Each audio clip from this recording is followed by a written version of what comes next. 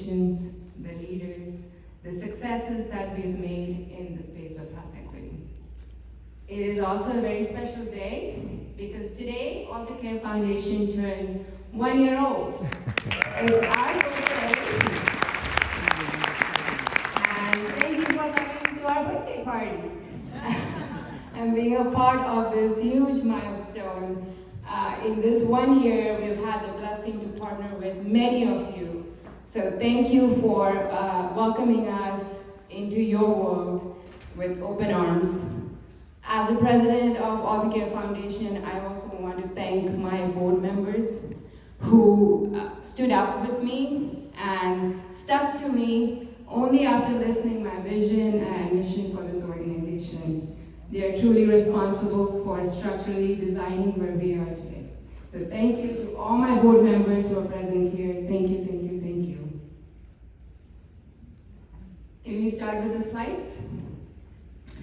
I'm going to take a few moments to go over some of the work that we have done in this 1 year period. Going back to our theory of change, the 4 theory of change aspects that Dr. Estela has mentioned, listening, advocating, collaborating, and bridging is what we want to do. And one of the powerful tools that we use to do this is our cluster meetings, our listening sessions. By cluster, we bring together members of the same sector together. So you can see on the screen the 6 cluster meetings that we have had this year. We ask 2 important questions. What do you do for the community? And what are your gaps that prevents you from doing more? And in this dialogue, we have found out a lot of information. And through this tool, we have connected to over 100 organizations. Next slide, please.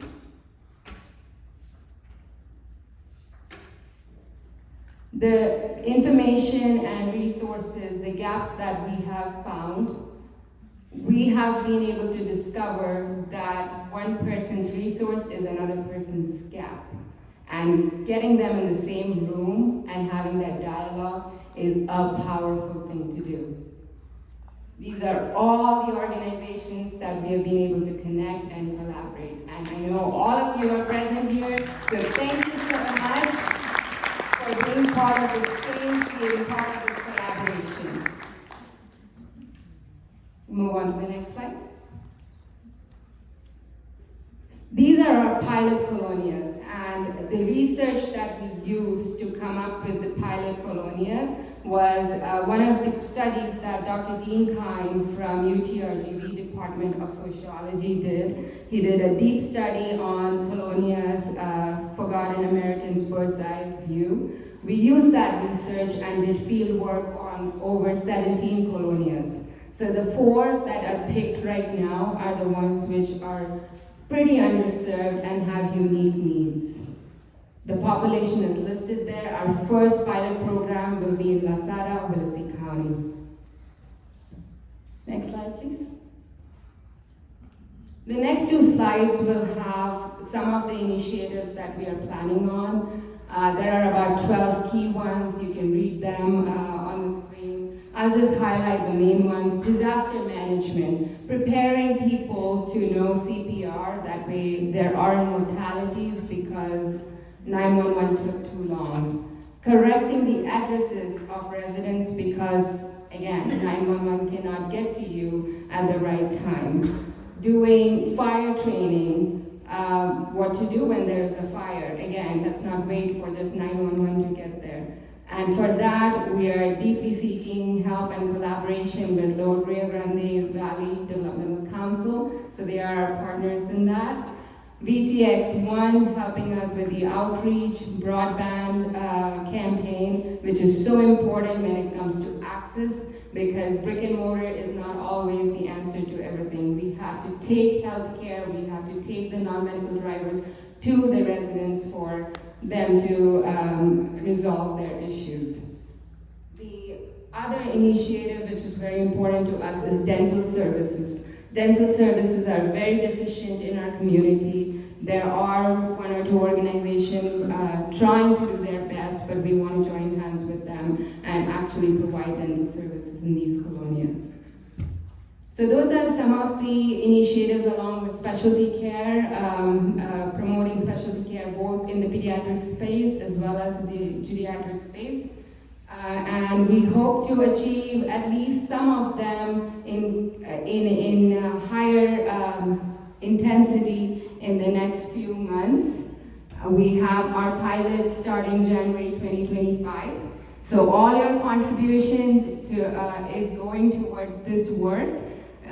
This organization is all volunteer and pro bono work from our board members and myself. So thank you all for your support. Thank you for your sponsorship. All of what you have poured into us will go back to the community. And please give yourself a round of applause for this amazing organization. We have a booth. Please go there when you can. There's a QR code to scan and know more about our organization. Get involved, reach out to us, let us promote you, let us collaborate with you, and make RGV a better place. With that, I am going to introduce our first speaker for the morning, a Rio Grande Valley native, 6th generation Texan. State Senator Morgan Lamantia was elected to the Texas Senate in 2022. As the first female to represent Senate District 27, she proudly serves South Texas and the coastal bend encompassing B, San Patricio, Clebell, Kennedy, Willacy, Cameron, and portions of Nueces and Hidalgo counties. Senator Lamantia is a member of the Distinguished Senate Committees on Education, Health and Human Services, Nominations, and State Affairs, which headline debate on the legislature's most contentious topics and impactful issues. In her first term as a senator, she used her position to expand opportunities for the Texas workforce, increase access to affordable health care, support public school students and teachers delivering funding for rural areas, and much more. And we also have the privilege to have her as our Board of Advisor for AltaCair Foundation. So without further ado, Senator, the mic is yours.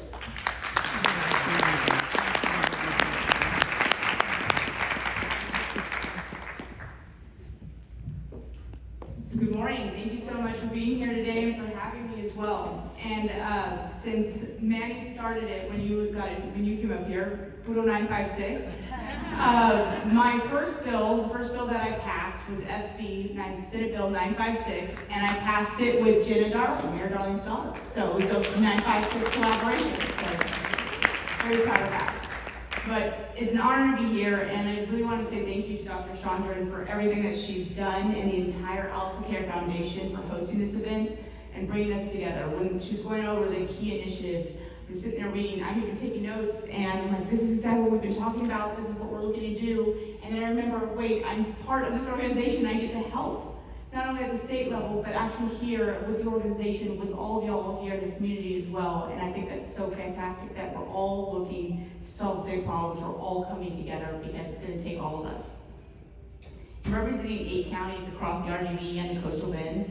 I hear directly about the challenges our families face in accessing healthcare.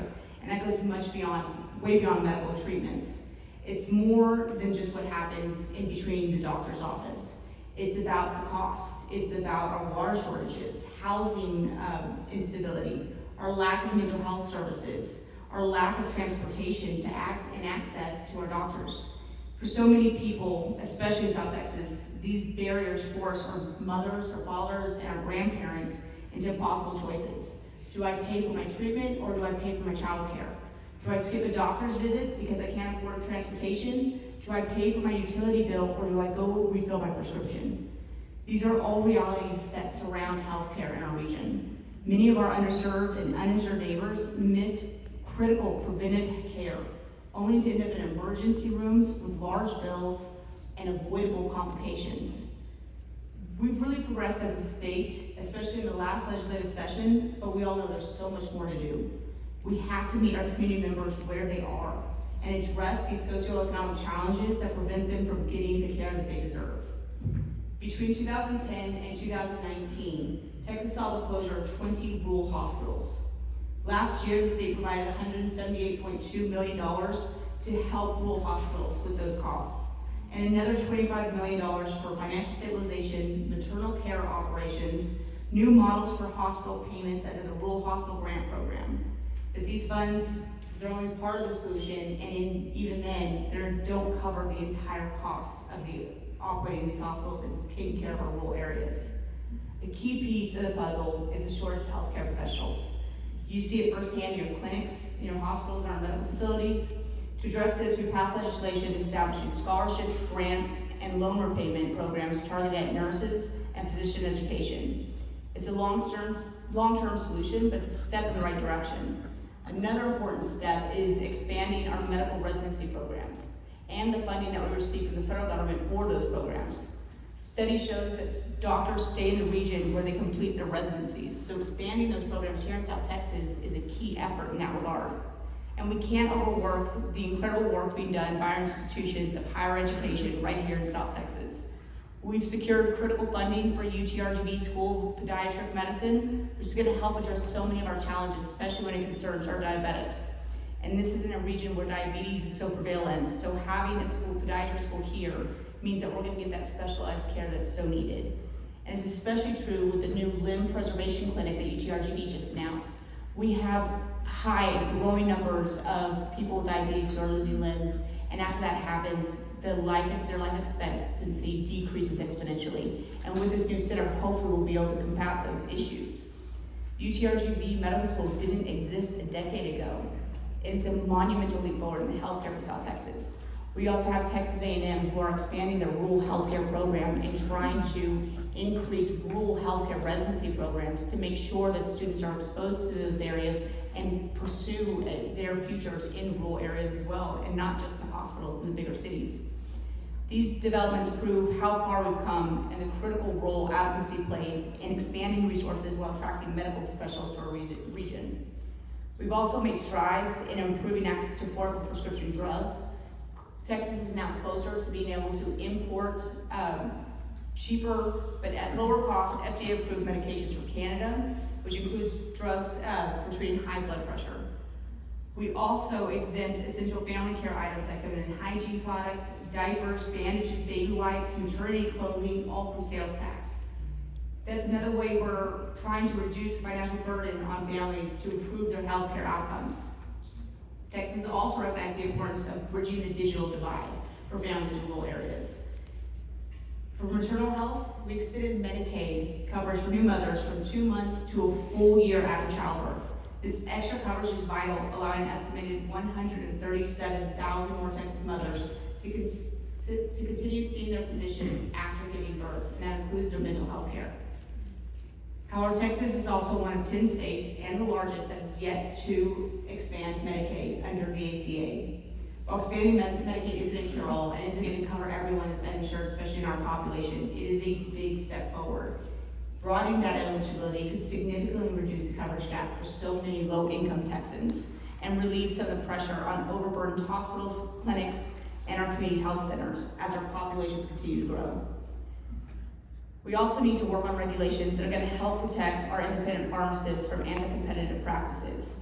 Because when we lose our independent pharmacies, many of our rural areas are going to lose access to care, and that's going to lose access to so many people being able to get their drugs on time and refill their prescriptions because they don't have a means of transportation to go further. One of the most promising initiatives that I passed into law is a primary care access program through federally qualified health centers, FQHCs.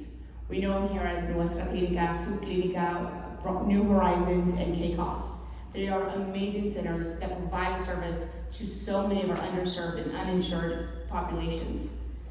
The cost of this new program is shared equally between the state, between a small business employer, and between the employee to access their family. That way everyone has skin in the game. Everyone is pushing to make sure their employees, and their families continue to receive the health care that they need, get those preventive access to care so that they can stay healthy as well and avoid an emergency room situation.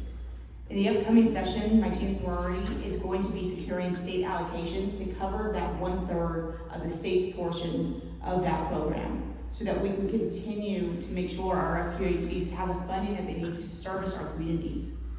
And they play a crucial role in delivering care to all of our communities. But looking ahead, there's a lot more to be done, and starting today, and the conversations that you are going to have in the workshops, the results and the solutions that you are going to come up with, that's what we're going to take back to Austin. That's what we're going to fight for. Those are the programs that we need, the ones that everyone here today, everyone who's in our communities, who's local, who are dealing with these decisions and these issues day to day, you're the ones coming up with the solutions. You're the ones coming up, bringing everyone together that needs to be there, making sure we have the right people in place. And when we go to Austin, we're going to fight to make sure you have the funding and the resources you need to really meet your goals, so that those key initiatives get resolved quickly, so that we can really start taking bigger steps toward our solutions of creating a healthier, happier, and stronger South Texas. So thank you so much for all of y'all's efforts. Thank you for what you do. Y'all do the hard work. But here in the Texas Senate, we're there to support you. So please reach out to our office anytime so that we can help. Thank you.